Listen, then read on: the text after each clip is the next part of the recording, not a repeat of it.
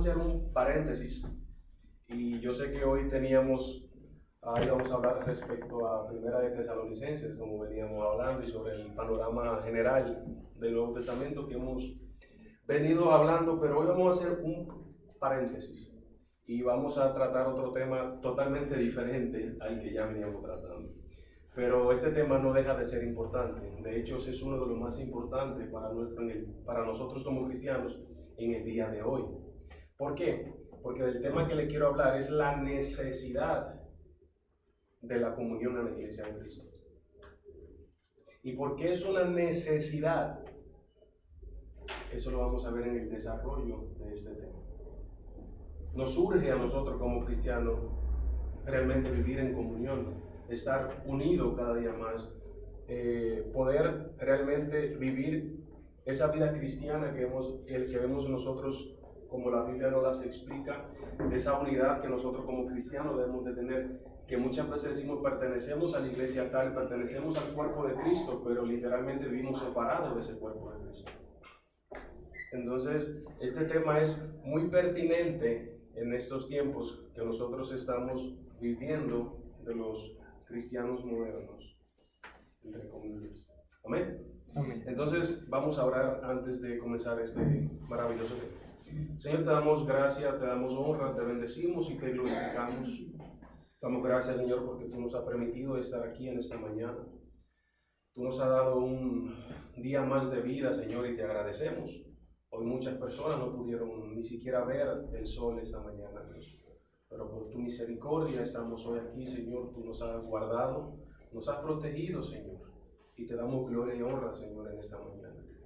Señor, ayúdanos a tener un corazón y una mente dispuesta a escuchar tu palabra, a aprender tu palabra, pero también a aplicar tu palabra, Señor.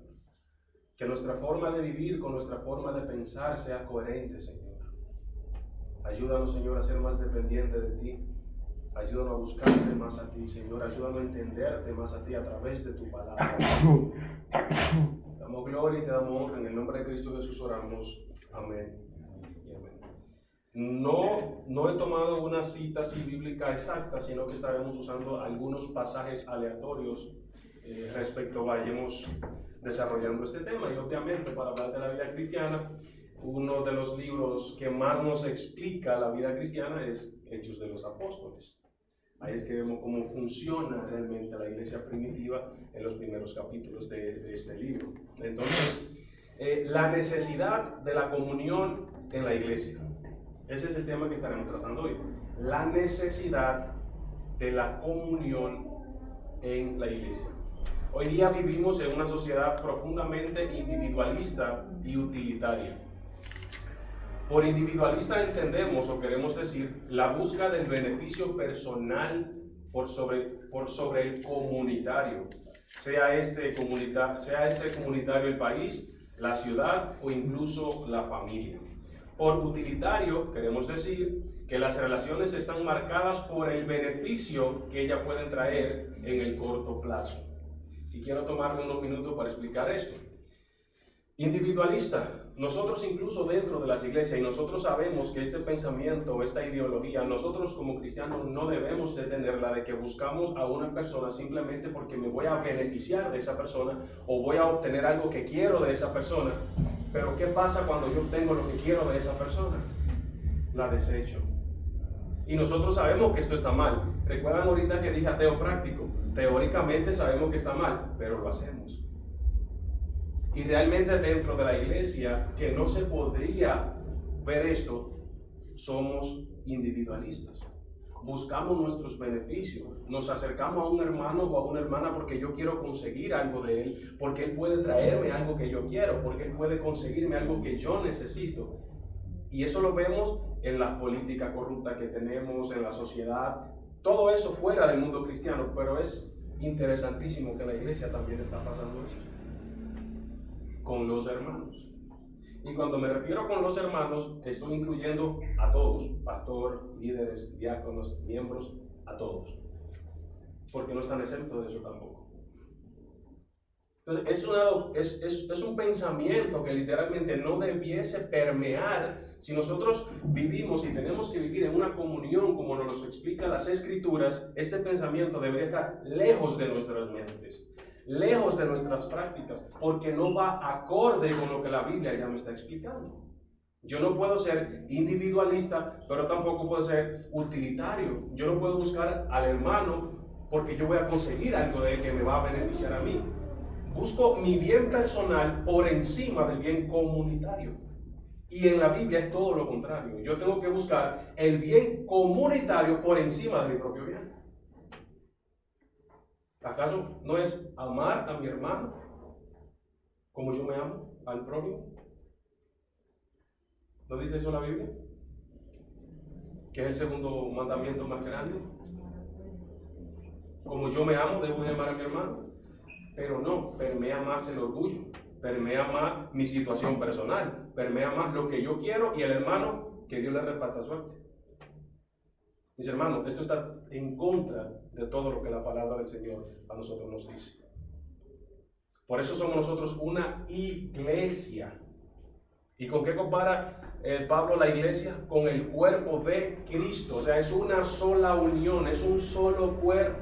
Tenemos diferentes miembros, tenemos diferentes capacidades, diferentes virtudes, diferentes capacidades, pero es en el marco de la iglesia, sin salirme de ese marco. ¿Acaso lo que hace la mano no beneficia a todo el cuerpo? Y cuando hace algo mal, ¿no desacredita también todo el cuerpo? Precisamente así debemos de pensar nosotros. Yo voy a hacer algo por el bien comunitario. Y ojo, cuando hago por el bien comunitario, estoy yo incluido porque yo soy parte de esa comunidad, que es la iglesia. Entonces, la sociedad de hoy es individualista. La sociedad de hoy solamente piensa en sí mismo. La sociedad de hoy es orgullosa. Y nosotros, dice la Biblia, debemos de marcar una diferencia. Porque la Biblia manda a ser sal y luz en un mundo que está totalmente oscuro. Y que mis obras, dice la Biblia, cuando los impíos la vean, deben de glorificar al Padre. Muchas veces nosotros hacemos obras que las personas de afuera nos ven y no glorifican al Padre. Más bien la pregunta que nos hacen es: ¿tú eres cristiano? Porque se dan cuenta que estamos actuando no acorde con lo que profesamos. Porque aunque ustedes no lo crean, el mundo no cristiano tiene los ojos puestos en los cristianos. Y el mundo no cristiano sabe lo que un cristiano tiene que hacer. Eso es interesante. Porque cuando tú haces algo malo, automáticamente dicen: ¿y tú no eres cristiano? ¿Por qué hiciste eso? O sea, inconscientemente ellos saben cómo un cristiano debe actuar. Y muchas veces a nosotros como cristianos se nos olvida cómo debemos nosotros de actuar, no solo en la iglesia, sino en la sociedad. Porque aquí cualquiera aquí puede ser cristiano aquí dentro. El delincuente más grande viene a esta iglesia y puede ser el santo más sublime. Tú lo ves sentadito ahí, escuchando la palabra de Dios y hasta amén dice. Pero ¿y en la sociedad cómo nos comportamos? En mi casa, ¿cómo me comporto? Decía un gran predicador de apellido Moody: si tú no tratas bien a tu esposa, yo no quiero escucharte predicar la palabra de Dios. Ni siquiera la prediques, porque no quiero escucharte. Porque vas a ser el hipócrita más grande de este mundo. En tu casa eres el mismo diablo, pero aquí en la iglesia quieres ser el santo más grande que hay. Mis hermanos, eso no está acorde con la vida cristiana. Y muchos de nosotros caemos en ese pecado. No voy a decir en ese error, no, es un pecado. Es un pecado que caemos constantemente y somos muy fáciles a caer en él. La iglesia de Cristo no es individualista, la iglesia de Cristo no es orgullosa. Buscamos el bien comunitario, no el propio. ¿O acaso si esta carretera estuviese dañada y todos nosotros viviésemos en este barrio y arreglan la carretera, ¿les conviene a uno o les conviene a todos?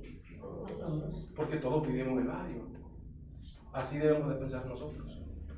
Es buscando el bien comunitario para toda la iglesia, no para la iglesia.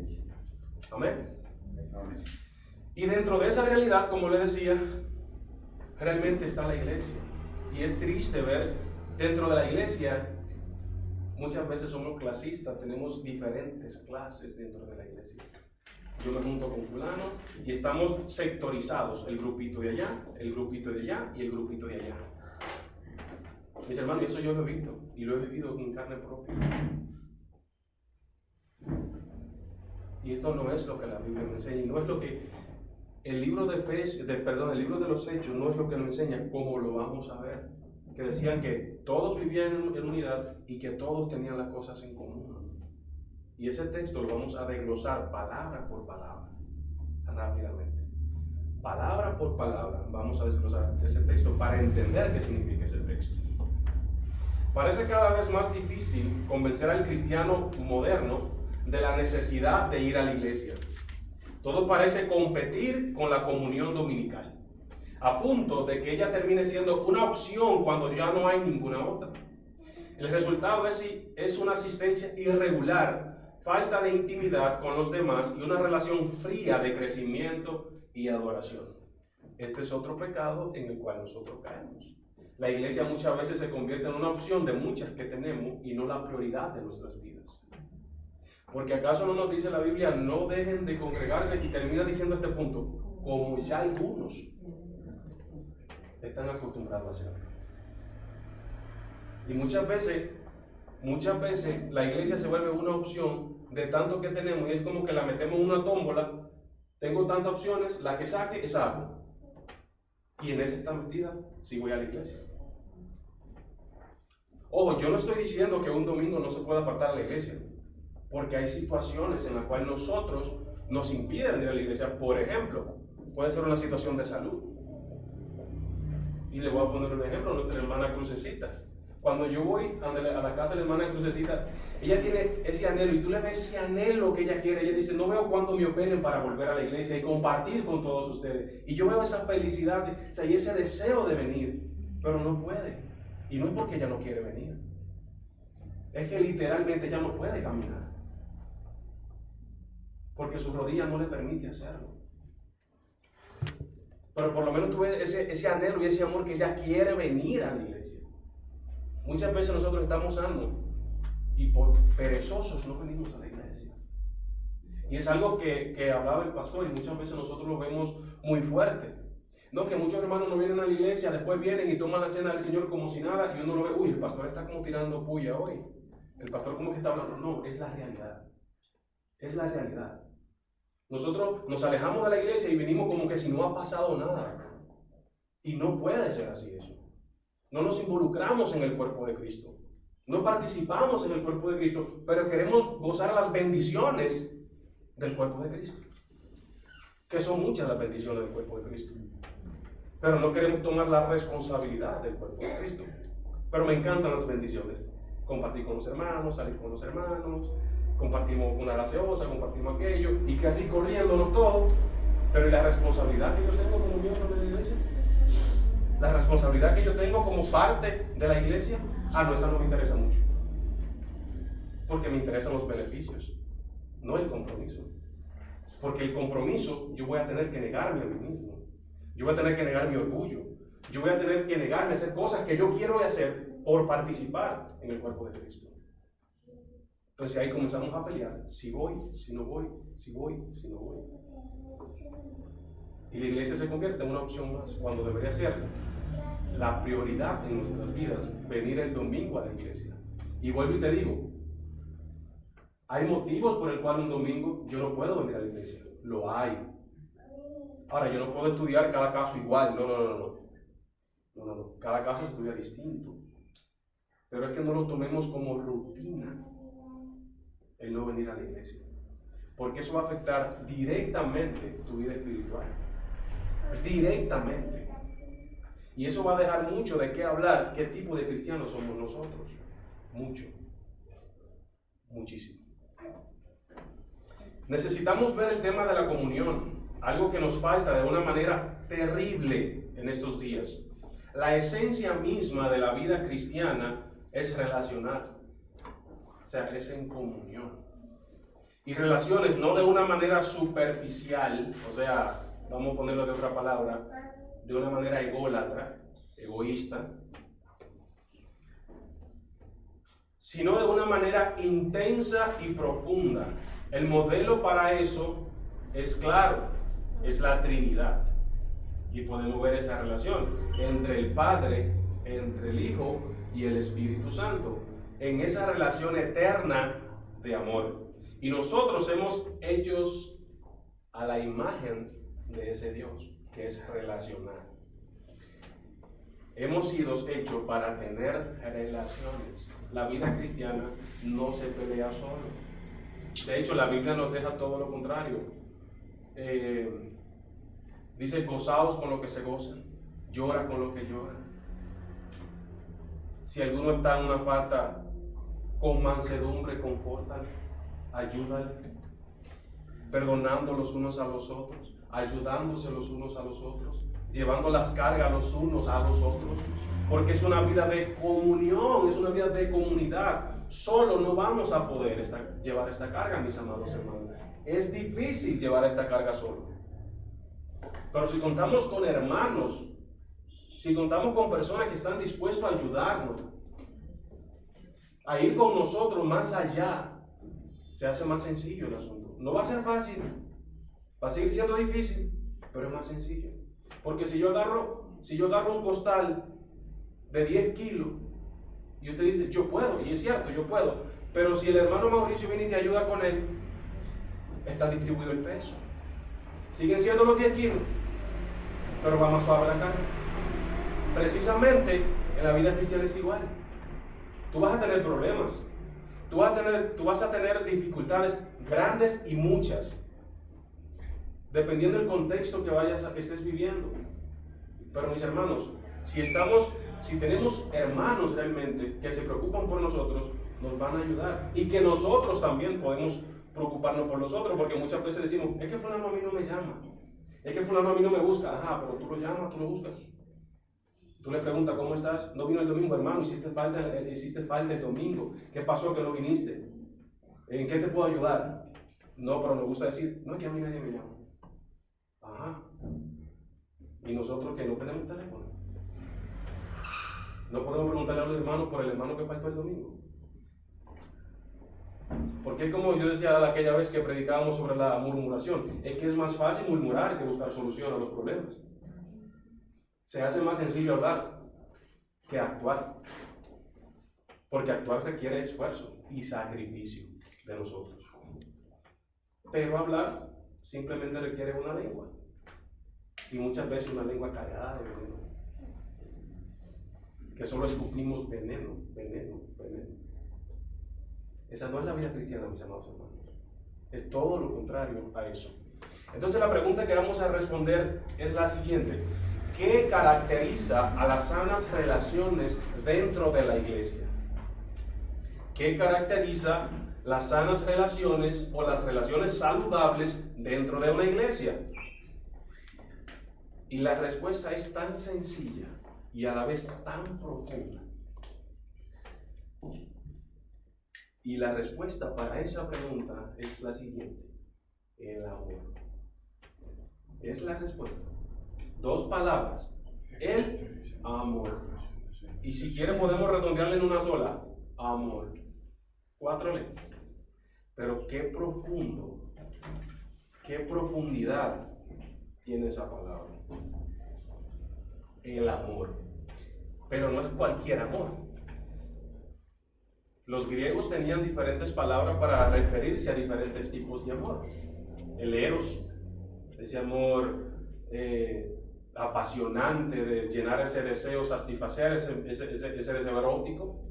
El ágape, que es el que vamos a hablar nosotros acá. El filial. Y otros más, o sea, nada más no son esos 3, hay un montón de palabras para hablar el amor que los griegos tenían.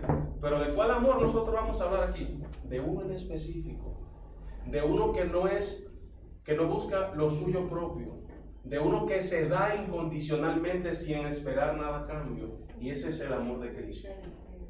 Ese es el amor que caracteriza las relaciones sanas dentro de la iglesia. Es el amor, pero ¿cuál amor? El amor de Cristo. Es lo que distingue a nuestra comunión de cualquier otra comunión terrenal. Jesús lo dijo en Juan 13, 34, 35 y dice: un mandamiento nuevo les doy, que se amen los unos a los otros. Y dice, como yo los he amado, que también ustedes asimismo se amen. Voy a repetir ese verso, es muy bonito. Pero a la misma vez lo confronta. Y lo voy a leer de nuevo. Un mandamiento nuevo yo les doy, dice el Señor, que se amen los unos a los otros, como yo los he amado. De la misma manera, ustedes también deben amarse. En esto conocerán todos que son mis discípulos, si tuvieran amor los unos con los otros.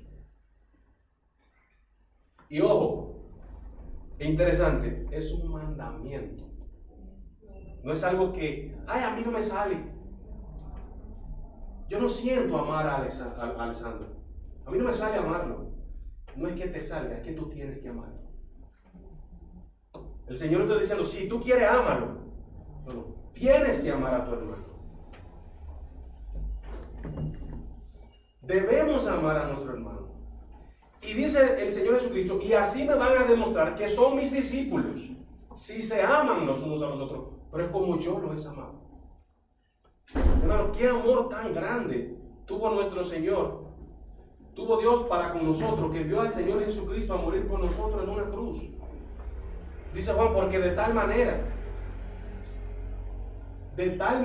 y vuelvo a caer en el concepto que usamos al principio, ateísmo práctico. Esto lo sabemos, mis hermanos, lo sabemos y no sabemos los textos, no sabemos las citas específicas donde están.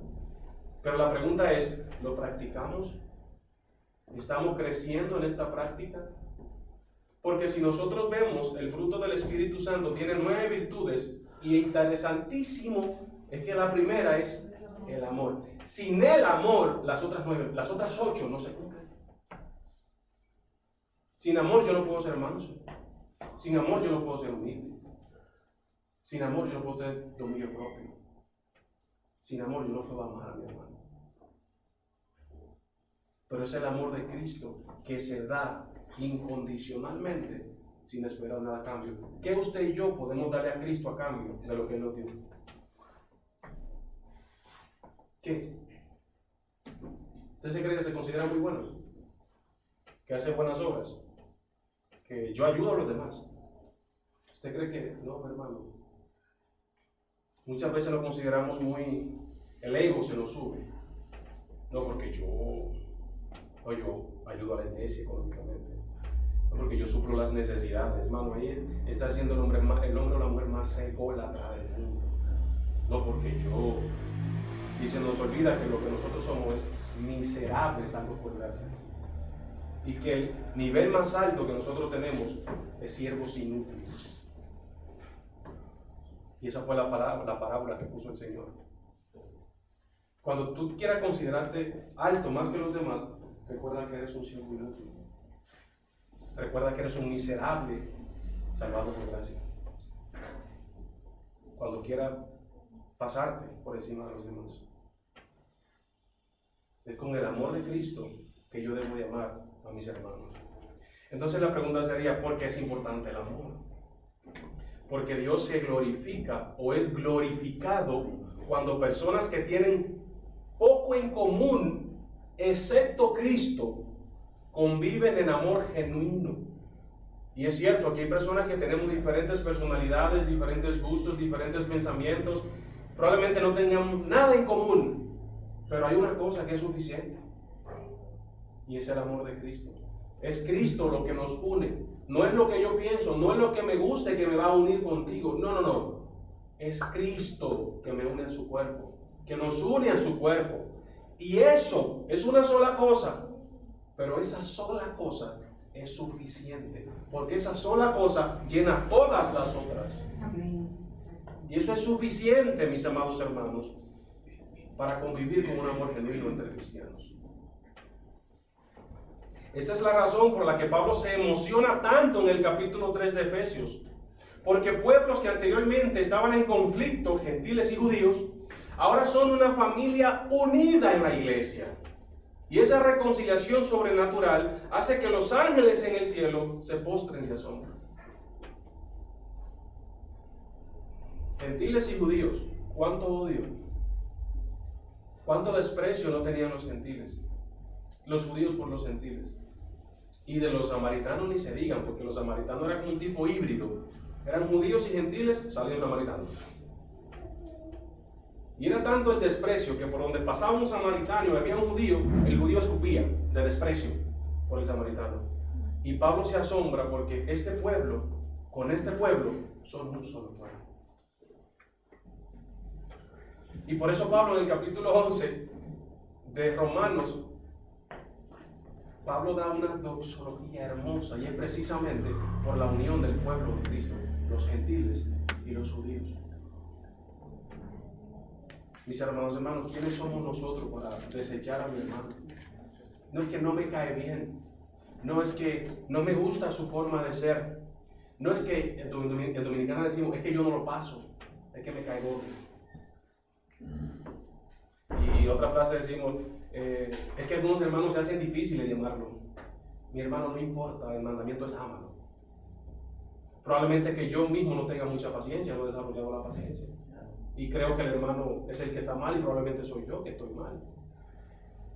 Vuelvo y le digo, es que la lengua no hace llevar y hablar cosas que no son. Y si incluso si fuese el hermano que estuviese mal, la Biblia me dice que vaya a restaurarlo con mansedumbre. No es a comérmelo, más considerándote a ti mismo, dice la Biblia.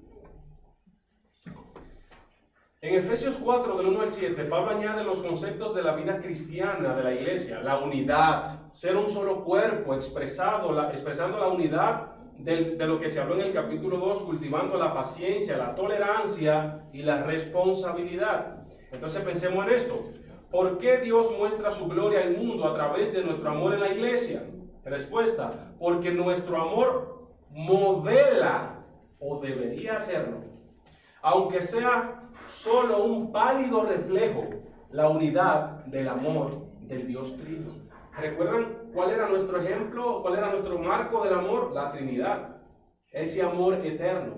Entonces, ¿por qué Dios demuestra esto a través de la iglesia? Porque la iglesia es el modelo que Dios ha escogido para mostrar su amor al mundo. Es tanto así que cuando usted lee el capítulo 9 de Romanos, de verdad, uno dice: Señor, gracias porque tenemos tu Espíritu Santo, porque sin eso fuese imposible. Pablo dice que a los que nos persiguen, buscar el bien contra ellos, o sea, buscar el bien, tratarlo bien y buscar el bien con todo mientras dependa de nosotros. Y cuando Pablo dice a los romanos, a los que nos persiguen, literalmente lo estaban persiguiendo. Y Pablo dice: a eso tienen que amar. Trátenlo bien.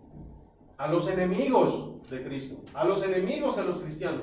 Y tú dices: wow, a esos que me persiguen, que me ofenden, que hablan mal de mí, que buscan incluso hasta muchas veces matarme, yo tengo que amarlos.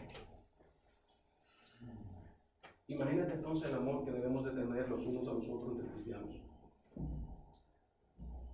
Si mientras depende de mí yo tengo que buscar el bien con todos, y con todos es con todos. Imagínate entonces el amor entre nosotros los cristianos.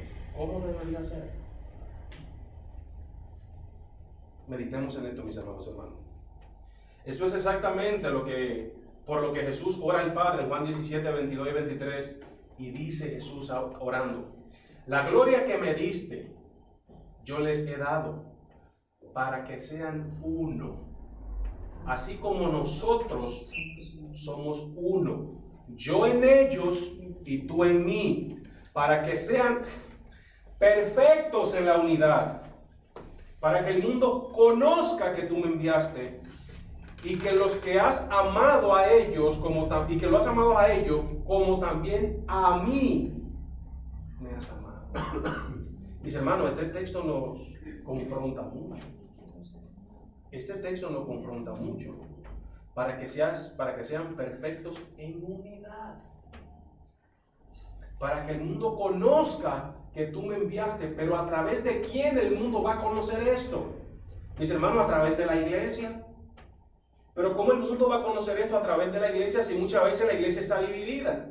Si muchas veces la iglesia es individualista, si muchas veces nosotros buscamos el propio beneficio.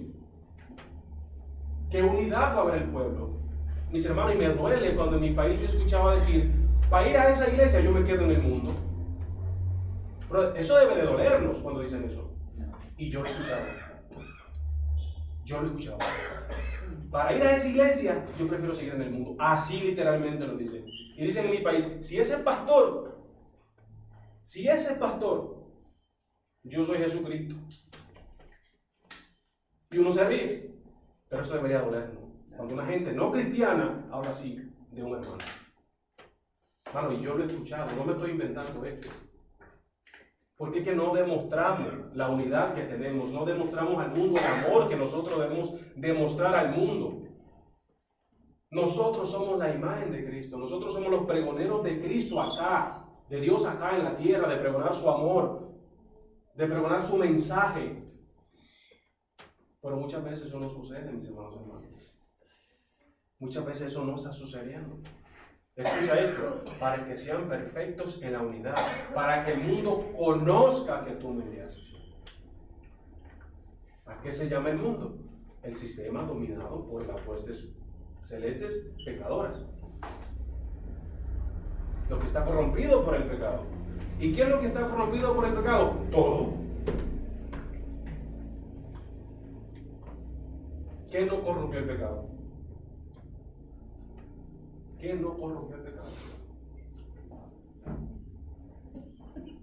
¿Hubo algo?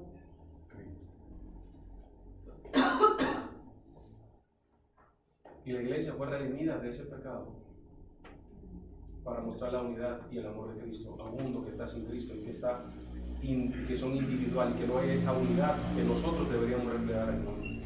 Nuestro amor mutuo arraigado en esta comunidad en Cristo es una imagen de la amorosa unidad de la deidad. La comunión es amarnos y cuidarnos unos a otros porque todos tenemos la misma meta.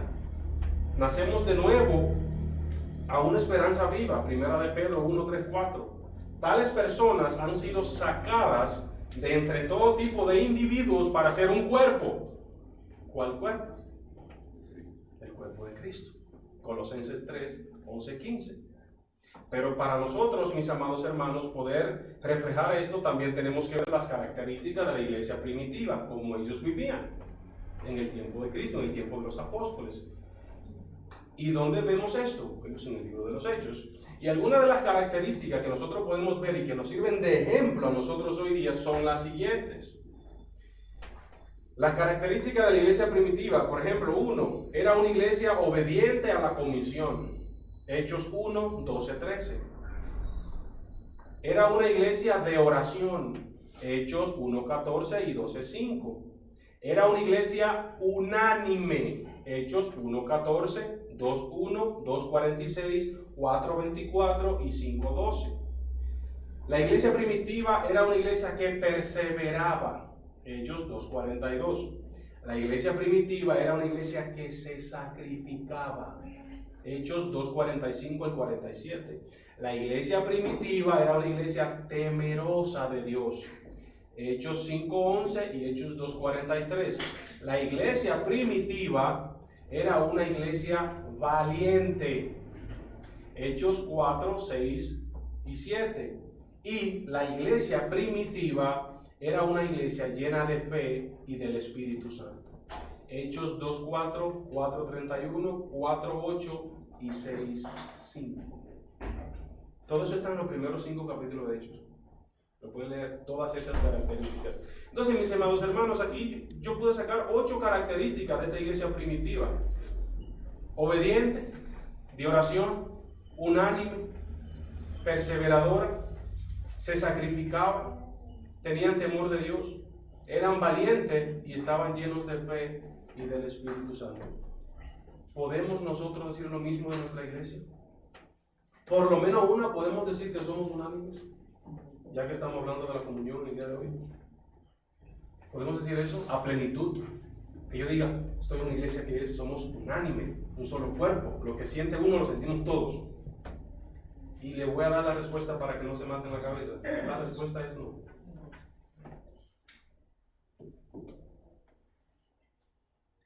La respuesta es no. Porque somos orgullosos hasta la taza, decimos nosotros, hasta la coronilla. Y no estamos dispuestos a sacrificarnos por la iglesia. No estamos dispuestos a sacrificar mi yo, mi ego, por amor a Cristo. Como el apóstol Pablo en Filipenses 3. Considero todo por basura por amor a Cristo. Y ojo, lo que Pablo consideraba por basura eran muchas cosas importantes. Dice Pablo, si alguno tiene que gloriarse en la carne, dice Pablo, yo más. Pero todo eso lo estimo, y literalmente, traduciendo la palabra literalmente, la palabra no es basura, la palabra es estiércol. Todo lo tengo por estiércol por amor a Cristo. O sea, dice Pablo, yo dejé el todo sin valor para ganar el todo invaluable. Yo dejé todo lo que tenía, pero sin valor. Y ahora tengo todo, pero invaluable, porque tengo ahora a Cristo. Y por amor a Cristo he dejado todo. Y cuando Pablo dice todo, fue todo. Fue todo. Y ese amor le costó la vida por el año 67 después de Cristo, cuando le cortaron la cabeza. Por amor a Cristo. Mis hermanos, ¿cuánto estamos nosotros a sacrificar? ¿Cuántos de nosotros estamos dispuestos a sacrificarnos por el bien de la iglesia, por el bien de la comunidad? Por el bien común. Porque cuando hay un bien común dentro de la comunidad, me beneficia a mí porque yo pertenezco a esa comunidad. Y muchas veces no lo sabemos, o sea, tenemos esto lejos. No es que si yo ayudo no me conviene a mí, hermano, al que más le va a convenir es a ti. Pero cuando lo hacemos con las motivaciones correctas, porque si lo hacemos para buscar reconocimiento, para que vean que yo sí puedo, para que vean que yo sí me sacrifico, mi hermano, no lo hagas. No lo hagas. Te lo pido, no lo hagas.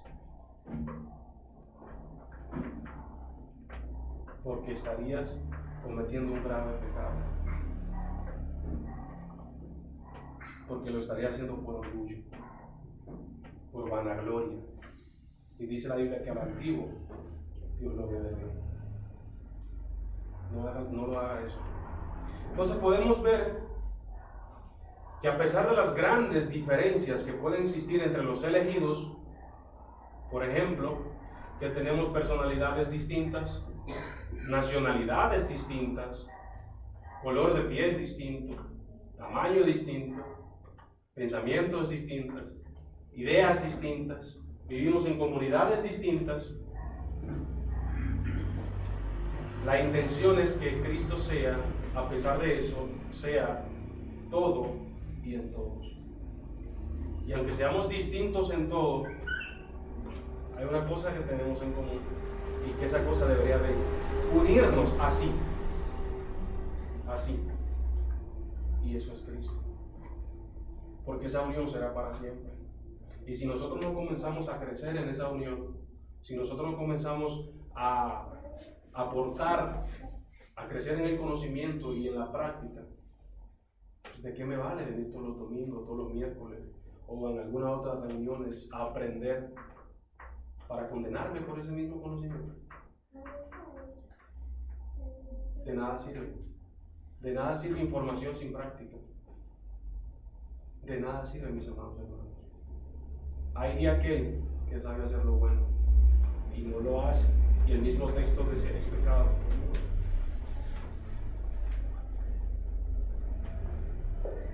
Por lo tanto, amado hermano, nuestra comunión no se basa en agradarnos los unos en los otros según la carne, sino que nos amamos conforme al Espíritu en el mismo llamado que ya nosotros tenemos.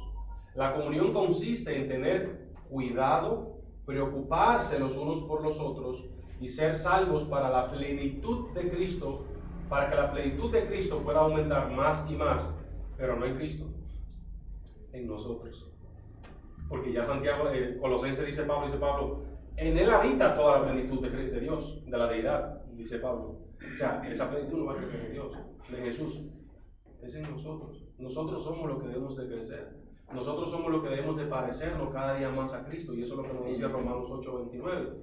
¿Cuál es el propósito de nuestra vida? Mi hermano, no es que sea feliz, no es que tenga lo que tú quieras lograr, no es que mis sueños se van a cumplir, no es ese. Nuestro propósito es parecernos cada día más a la imagen de su Hijo, o sea, Cristo. Dice eso Romanos 8:29. Si no sabes cuál es el propósito en tu vida, en ese texto está el propósito de un cristiano: parecerse más. ¿Y cómo nos parecemos cada día más a Cristo? Santificándonos todos los días, porque dice Dios: sean santos, porque su Dios es santo. Y Él no juega con la santidad, Él es celoso por eso. Él no comparte su gloria. Y si nosotros no somos obedientes a esos mandatos, mis amados hermanos, vamos a sufrir las consecuencias, pero no quisiera tú sufrir esas consecuencias. Porque dice la Biblia: horrenda cosa es caer en esa mano de Dios vivo. Y somos hijos de Dios, y Dios nos ama así, pero la Biblia dice que el que Dios ama se disciplina para moldearnos a la imagen de su Hijo. Dios es amor, y es cierto. Dios me ama, también es cierto. No podría estar diciendo cosas más ciertas que esa. Es verdad, pero Dios también es justo. Y odia la iniquidad. Y odia la desobediencia. Entonces, si Él no corrige lo malo en nosotros, pues es un Dios injusto. Porque nosotros vemos que Dios es justo, que una persona es justa cuando siempre tiene misericordia de alguien. Cuando aplica la justicia, esa persona sí es injusta. No es injusta, aplicó justicia. No, porque lo que hizo no fue tan grande. Pero si yo le paso esa chiquita, la próxima va a ser más grande. Y ese es el error de muchos de los padres hoy día, que se ríen de que los niños mientan a temprana edad. No, este es un niño. Que sabe que hacen algo que está mal, y nosotros sabemos que está mal, pero se lo aplaudimos porque es un niño. Decimos en Dominicana: las ramas del árbol se enderezan cuando están pequeños. Después que crecieron no se enderezan. Y por eso hoy la sociedad está como está. Por eso hoy la sociedad está como está. Mi hermano, la relación más pura y alta de esta categoría existe en las vidas de aquellos que le pertenecen a Dios, quienes comparten su vida. El Nuevo Testamento nos dice que el Hijo de Dios vino y estableció su tabernáculo. ¿Dónde? Juan 1:14. ¿Dónde tabernaculizó? ¿Dónde? Dice: en nosotros. Nosotros somos tabernáculos. Y por ende, nosotros debemos de actuar exactamente con esa identidad que ya nosotros tenemos. Escucha esto: a los que pertenecen a Dios, aquellos que pertenecen a Dios. Entonces, si una persona no está actuando de acuerdo a esto, yo no voy a decir: no es cristiano, pero puedo dudar de tu cristianismo. Yo puedo dudar de tu cristianismo cuando yo sé cómo debo de actuar y no lo hago, como yo sé cómo debo de proceder y no lo hago. Yo no voy a decir: ese no es cristiano, porque no lo sé, pero yo puedo dudar y poner en duda ese cristianismo que presentamos. Él es cristiano, pero está haciendo esta cosa, esto, y él sabe que está mal, o ella sabe que está mal. Yo puedo cuestionar tu criterio y ponerlo en tela de juicio para ver si es verdad que somos conformados a esta imagen de Cristo y que pertenecemos a ese cuerpo de Cristo. Jesucristo asumió la humanidad. Él se hizo hombre y vivió con nosotros, y después Él envió a su Espíritu Santo para vivir, no con nosotros, sino en nosotros. Todos somos uno en Cristo. Y quiero hacer una diferencia. En Cristo y con Cristo no es lo mismo. Ahorita nosotros estamos en Cristo. Cuando venga la segunda venida de todo, que estemos en esa tierra hermosa, en ese paraíso, estaremos con Cristo. Ahora estamos en Cristo, a través del Espíritu Santo. Y esa es la diferencia. Hay sin Cristo, en Cristo, con Cristo. Y esos son los tres procesos que pasamos. Antes estábamos sin Cristo, ahora estamos en Cristo, y después estaremos con Cristo. Y Pablo hace esa diferencia, para que lo tengan claro. En Efesios capítulo 4, el apóstol Pablo expresa esencialmente la misma realidad que leí hace un momento. En 1 Corintios 12 dice en el versículo 15, y también en Corintios 12, dice en el versículo 15 de Efesios 4, debemos crecer en todo en aquel que es la cabeza.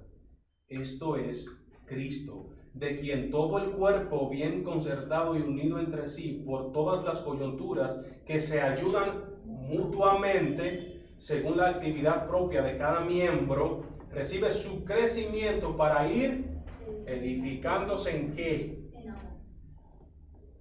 En amor. Mis hermanos, la comunión es lo que debería llevarnos a crecer como comunidad, a crecer como iglesia, a madurar como iglesia. Pero es en comunidad, mis amados hermanos. Somos el cuerpo de Cristo, Él es la cabeza. Es su vida la que está en nosotros y nos mantiene unidos en la vida espiritual, o sea, en el amor. En Hechos 2 vemos un relato de cómo se daban las cosas en los primeros días de la iglesia cristiana. Y el verso 44 de Hechos 2 dice: todos los que habían creído estaban juntos y tenían en común todas las cosas. Todos los que habían creído estaban juntos, todos, y tenían todas las cosas en común. Ahora, ¿cuáles son algunas de estas frases que se destacan acá? Vamos brevemente a desglosarlo. Todos y todas. Todo lo que estaban juntos y todas las cosas en común. La repetición de esa frase indica el énfasis del autor en mostrar que no era una porción del grupo que había creído efectivamente estaban unidos, sino que todos ellos, los que habían creído, estaban unidos. Aquí estas palabras indican la extensión y la calidad de la comunión de aquella iglesia. No era parte de los que no habían creído, ni tampoco compartían una parte de sus vidas los unos con los otros, sino que todos compartían todo. Todos compartían todo. Todos llenaban las carencias de los demás hermanos. No era que que fulano le falta algo, yo tengo, yo no le voy a dar. No. Es que podamos llenar las carencias, que podamos ayudarnos mutuamente. Dicen que habían creído. La fe como elemento unificador de la iglesia, el crecer era lo que les provocaba. Anoten esto y tenganlo pendiente. El crecer era lo que les provocaba el deseo de estar juntos. Y le voy a repetir esto. El crecer era lo que les provocaba el deseo de estar juntos. Y la otra frase, estaban juntos. No significa solamente que estaban bajo el mismo techo todo el tiempo, sino que había una constancia y regularidad en el compartir, una unidad de propósito y compromiso mutuo. O sea, no se reunían simplemente por reunirse en una casa o en algún lugar. No. Era compartir, había un propósito de unidad, de un compromiso mutuo por la misma fe que compartían en común. Y precisamente la otra frase es en común. La esencia de la comunidad es compartir. Todos ellos tenían más porque no solo poseían lo que era suyo propio, sino que al compartir tenían más. No solo poseían lo que era de ellos, sino que al compartir tenían más. Y de esto podemos sacar, ya para ir terminando, 3 beneficios de la comunión. Y uno de ellas es la protección. La iglesia es nuestro lugar más seguro en el mundo para nosotros los cristianos. Es donde buscamos refugio, apoyo, amor, donde cuando nos sentimos débiles, cuando nos sentimos necesitados, acudimos a la iglesia. Un hermano, el pastor, la esposa del pastor, acudimos a ellos porque sabemos que como somos el mismo cuerpo, deberíamos estar sintiendo lo mismo y nos vamos a ayudar mutuamente. Cuando tenemos una mala situación, ¿en quién nosotros pensamos en primer lugar? En la iglesia. Bueno, deberíamos pensar en la iglesia. Y esto es un beneficio, la protección. Otro beneficio, el crecimiento. La iglesia es nuestra escuela de Cristo, es donde aprendemos de Cristo, es donde aprendemos teología, es donde aprendemos doctrina, es donde crecemos espiritualmente en información, en conocimiento y práctica. Es en la iglesia. Y el otro beneficio es la misión. La iglesia es la plataforma del plan de Dios en el mundo. Repito eso. La iglesia es la plataforma de Dios en el mundo. Entonces, mis amados hermanos, para terminar, las siguientes aplicaciones son las siguientes. Aplicación número 1. Aprende a amar a la iglesia. Aprende o aprendamos a amar a la iglesia. Es cierto, ella no es perfecta, pero recuerda que tú tampoco. La iglesia no es perfecta. Decía el pastor John MacArthur, si existe una iglesia perfecta y tú vas a ella, ya deja de ser perfecta. La iglesia no es perfecta, nosotros tampoco lo somos, pero es donde encontramos protección, gracia y crecimiento. Aplicación número 2. Aprende a sacar provecho de sus beneficios. Y aquí donde está el error. Sí sacamos provecho de sus beneficios, pero sin comprometernos. ¿Y cuáles son los beneficios? Bueno, el pastor predicó una vez en Efesios 1, capítulo 3, y dice: alabado sea Dios, Padre de nuestro Señor Jesucristo, que nos ha bendecido en las regiones celestes con todas las bendiciones espirituales en Cristo. Todas las bendiciones espirituales en Cristo. No una parte, todas las bendiciones. Entonces entendamos de una vez que hay muchas bendiciones y alegrías en la comunión los unos con los otros. Es donde aprendemos a compartir, a recibir, a amar, ser amado en ese contexto de iglesia. Disfrútala y así ella será más y más de bendición para ti y para todos. Y una última aplicación es: trabaja para el crecimiento y la multiplicación de Cristo. Quien ama a Cristo, y aquí está la incoherencia de nosotros, quien ama a Cristo, ama a su iglesia, y quien ama a la iglesia, planta más y más iglesias por el mundo. Muchas veces decimos, amamos a Cristo, pero no amamos al hermano. Esa es la incoherencia más grande que usted pudo haber dicho. Es imposible que usted diga amar a Cristo y aborrecer a su hermano. Eso no va de la mano. Mis hermanos, quien ama a Cristo, ama a su iglesia. ¿Y quiénes son la iglesia? ¿Quién es la iglesia? Dice, la iglesia está compuesta por los santos y fieles en Cristo, que han sido bendecidos con toda la bendición espiritual en Cristo, y que están sentados en los lugares celestiales en Cristo, los cuales fueron elegidos por Dios desde antes de la fundación del mundo, para ser santos y sin manchas delante de Él, que es la cabeza de la iglesia, la cual es su cuerpo, la que está formada por gentiles y judíos reconciliados mediante la cruz. Eso es la iglesia. Esa es la iglesia. Y a esa iglesia imperfecta, a esa iglesia que comete errores, a esa iglesia que muchas veces no está haciendo lo que debería hacer, a esa iglesia que deberíamos amar. Como a Cristo. Como a Cristo. Y el ejemplo más grande que nosotros tenemos, mis amados hermanos, humanamente hablando, es el matrimonio. Amar a tu esposa como Cristo no amó, ama. No amó, ama a la iglesia. Muchas veces nosotros, tanto hombres como mujeres, ponemos tantas características de cómo queremos una persona, que ponemos más características incluso de lo que la Biblia nos da. Yo la quiero así, así, así, así, así, así, así, así, así, así. Y no nos damos cuenta lo egoísta que estamos siendo, porque yo digo, yo quiero esto, pero estoy yo dispuesto a darlo. Yo quiero aquello, estoy yo dispuesto a sacrificarme por lo mismo. Y precisamente muchas veces nosotros comenzamos a buscar, no que la iglesia es esto, aquello. No, hermano, tú no estás buscando una iglesia, tú estás buscando un club en el cual tú te puedas sentir bien. Y estás pensando únicamente en ti y no en la iglesia. Únicamente en ti y no en la iglesia. No es una iglesia donde tú te sientas bien que tú tienes que buscar. Es una iglesia donde se predique fielmente la palabra del Señor. Es una iglesia donde se crezca espiritualmente, donde se madure en la palabra del Señor. Una iglesia que te enseñe a crecer en comunidad. No es que tú te sientas bien en la iglesia, porque muchas veces no todos nos sentimos bien en la iglesia, pero es la iglesia que por la gracia del Señor el Señor nos ha permitido tener y nos ha permitido estar.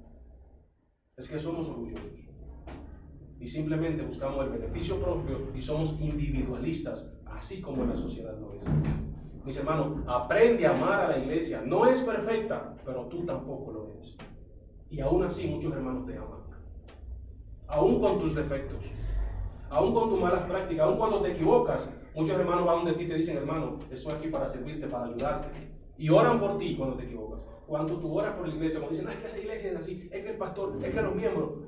¿Cuántas veces has doblado la rodilla por la iglesia?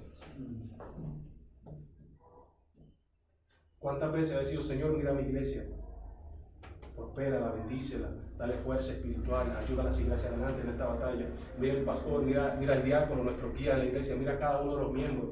¿Cuántas veces ha orado al Señor por tu iglesia? No porque es más fácil criticarla. Es más fácil criticarla. Ama a tu iglesia. Ama a tus hermanos, así como Cristo nos ama a cada uno de nosotros. Oremos. Señor, te damos gloria y te damos honra en esta mañana. Te bendecimos y te glorificamos. Gracias, Señor, porque somos confrontados por tu palabra, Padre. Padre, así como tú eres uno en él, como tu Hijo es uno en ti y tú eres uno en él, Señor, como nos enseñaba la palabra, ayúdanos nosotros también a ser uno como iglesia, como un solo cuerpo, que podamos mostrar esa unidad, que podamos amar a nuestros hermanos, que podamos pedir perdón, Señor, que podamos ayudarnos mutuamente y que podamos reflejar ese amor al mundo, que tanto amor le hace falta a este mundo, Señor. Ayúdanos, Señor. Hoy nos arrepentimos de este pecado porque muchas veces murmuramos de la iglesia, murmuramos de nuestros hermanos, en vez de orar por ellos, Padre. En vez de buscarlo y pedirle perdón muchas veces. Perdónanos, Señor. Ayúdanos a vivir así en un solo cuerpo, Señor. Con diferentes capacidades, con diferentes pensamientos, pero que todo, Señor, sea la unidad para nuestro propio crecimiento, Señor. En el nombre de Cristo Jesús oramos. Amén y amén. Mis amados hermanos, Dios nos bendiga, Dios nos guarde, y por la gracia del Señor hasta aquí la enseñanza de este día.